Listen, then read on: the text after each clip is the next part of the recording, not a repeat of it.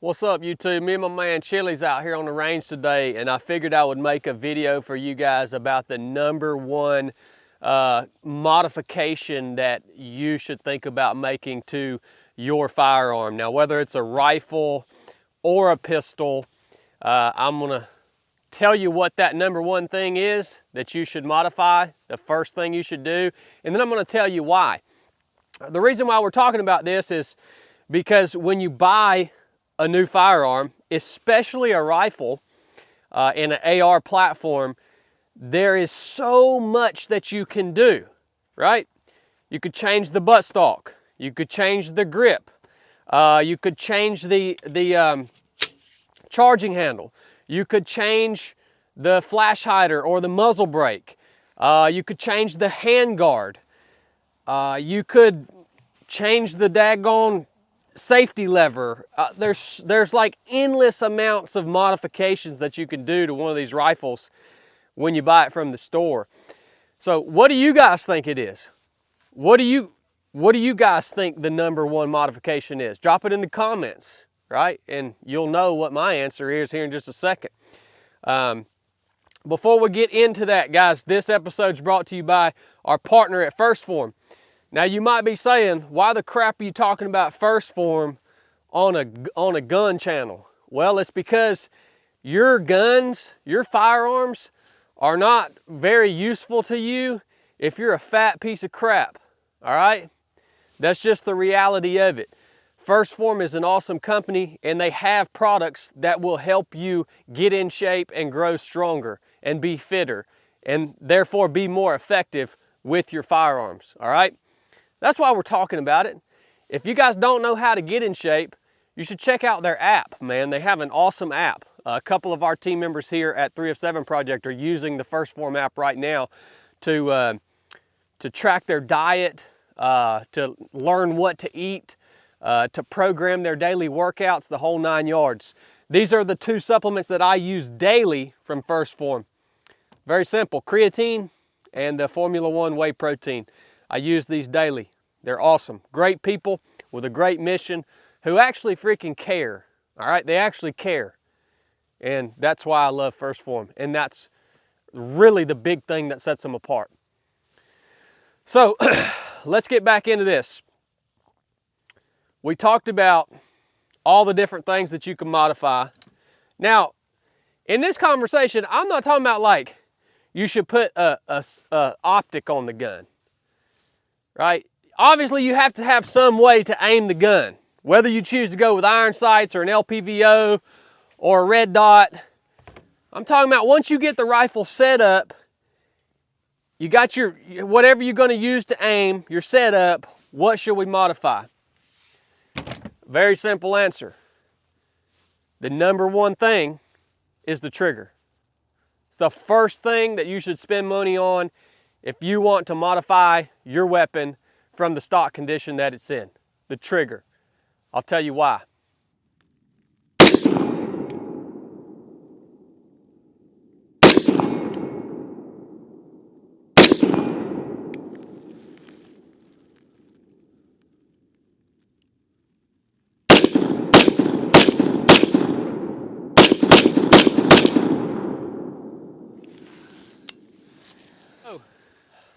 We talked about trigger.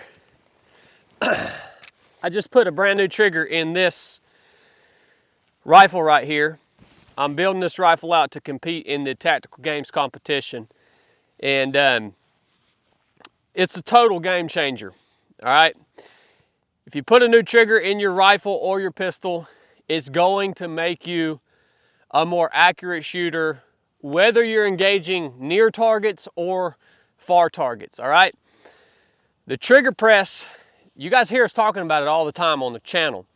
The trigger press is the number one thing that's causing you to miss your target, okay? It's not sight alignment, it's not grip, it's the trigger press.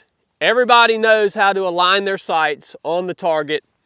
Most of you guys know how to hold the weapon, and the reason you cannot shoot accurately is because you're pressing that trigger, and if it's a stock trigger or a crappy trigger, When you apply the pressure that's needed to break that trigger and send that shot downrange, at the last minute, you're pulling your sights off the target. A lot of you guys shoot pistol and you notice all your shots go low and left or low and left. That's the most common place that people miss their targets. It's because their trigger press. Now you can work with a crappy trigger. You can work with it, you can learn it, you can become accurate with it. But if you get a lighter, better, more crisp trigger, it's going to make you more accurate near or far targets, I guarantee you, right? So this trigger that I put in this rifle right here, this is I think it's a Daniel Horner signature trigger from Timony Triggers, all right? This is another reason why this is such a great modification is it's super, super easy to do. You don't need a gunsmith to change your trigger out in your AR-15 rifle. This trigger from Timony is a drop-in, all right? So you literally remove your grip, remove 2 pins, you take all the old trigger components out, and this Timony trigger, it's all in a self-contained unit. You drop it down into the lower receiver, put your pins back in, put your grip back on, and you're good to go, all right?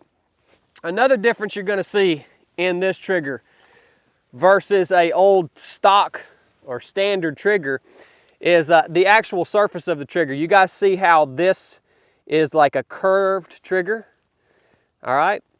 And then you guys see how this new one is a flat trigger, flat face trigger. I personally prefer the flat face trigger. If we want to get the lightest pull on this trigger right here, we're going to pull the trigger from the very bottom. All right, we get the most leverage if we pull the trigger from the bottom down here than if we place our finger midway up the actual trigger. So that's a little bit harder to do with a curved trigger. It's a lot more comfortable to do with this flat face. It's just a better surface for me to get on and press straight back. That's another thing we want to talk about. You guys have heard me use the words interchangeably, pull or press for your trigger. We should actually use the terminology trigger press. We're thinking about pressing the trigger straight back, all right? Instead of pulling it, we're pressing it straight back with our finger. So it's actually a trigger press. This is a 2-stage trigger. I personally like the 2-stage trigger. What that means is it's got a little bit of play in the front of the trigger. So you have to zoom in on that, Chili, to really see this play right here. So with this trigger, the first stage is about 0.5 pounds. You guys see that little bit of play right there? The second stage is about 1 pound, all right? So that's your first stage. The second stage is right here where your shot actually breaks. And the last thing we'll talk about on the function of the trigger is the trigger reset. So when the weapon cycles, the reset is when I let off the trigger and it actually resets the sear. I think it's the sear. So I'm coming off, there's the reset right there. You see how short that reset is? That allows you to shoot much faster, all right? So that gives you a lot more speed than your stock trigger. Look at the stages on this. So that first stage is pretty short but heavy. Pretty short but heavy. It's just not crisp at all. It's mushy. Let's look at the reset on this too. Stock trigger. You see how much travel that is before the trigger resets? So we're going to be much faster with this setup right here. The lighter poundage on the trigger versus the hard trigger. So what you're doing is when you got a hard trigger press, the reason you're pulling your shots low and left is because the rest of your hand is actually squeezing the grip, and that's what's pulling your sights off the target, right? So the lighter that trigger is, the easier it is for me to manipulate this trigger finger and break that shot without involving the rest of my hand in that motion, right? So that's why we want a lighter trigger pull.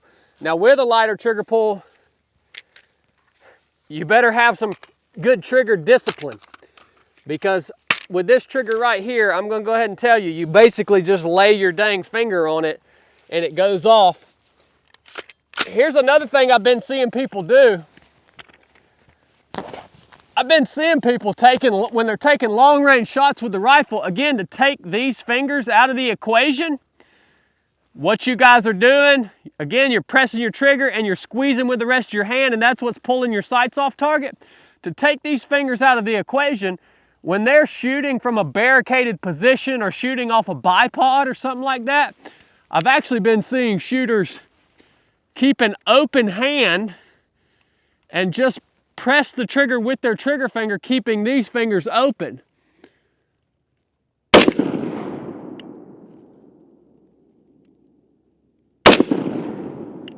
I don't know if I like that or not, but without a doubt, it does keep these other fingers here out of the equation. Now that's only gonna work if you have something to rest the weapon on, obviously. But man, this joker right here, just watch this. Watch this reset. I mean, it's nothing. It's unbelievable. It's the best trigger I've ever had in a rifle before. By the way, I have no affiliation with them, and I paid $400 to buy this trigger. So let's talk about the trigger on the pistol real quick. All right, so we've covered trigger press.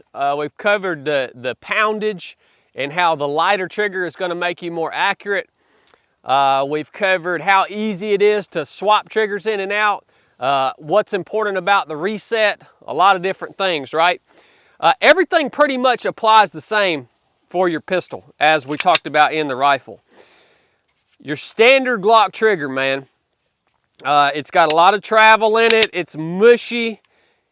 That's a lot of travel. And then you get back here to what would be the second stage, and it's just really mushy. I mean, you can get to where you can work with it, but Glock triggers, traditionally stock, they are absolute crap.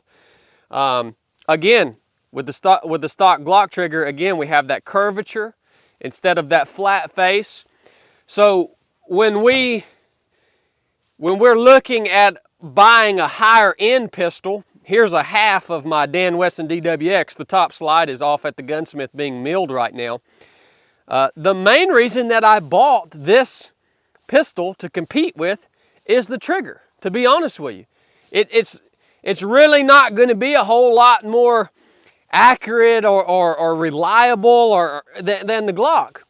I bought this pistol for the trigger. Again, we have the flat face trigger. We have a very short first stage, and then a nice crisp break there on the second stage. And a short reset, a much shorter reset on this pistol than on the Glock. So that was, when I was looking for a pistol to compete with, ultimately that's why I went with the 2011 style pistol instead of going with a Glock.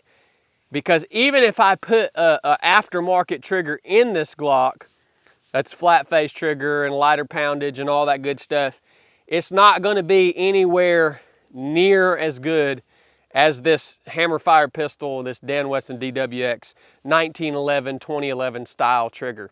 All right. It is the main factor. Again, especially with a pistol, when that trigger press is so daggone just nasty and sloppy, you get through that first stage and you're pressing, and you end up squeezing with these fingers too, and that's what pulls your shot low and left. You don't even realize you're doing it because it's happening at the last second. So we are trying to eliminate that.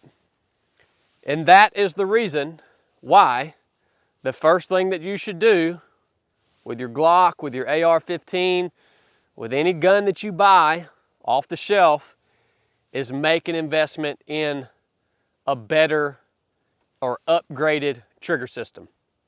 All right, guys, I hope you got something out of that. If you did, go get you something from First Phorm. Share the video with somebody. Go buy a hat, buy a t-shirt. Support us here at 307 Project. It means a lot to us. We'll keep trying to bring you guys valuable information and stuff that hopefully makes you think and get better. Love you guys. Enough said.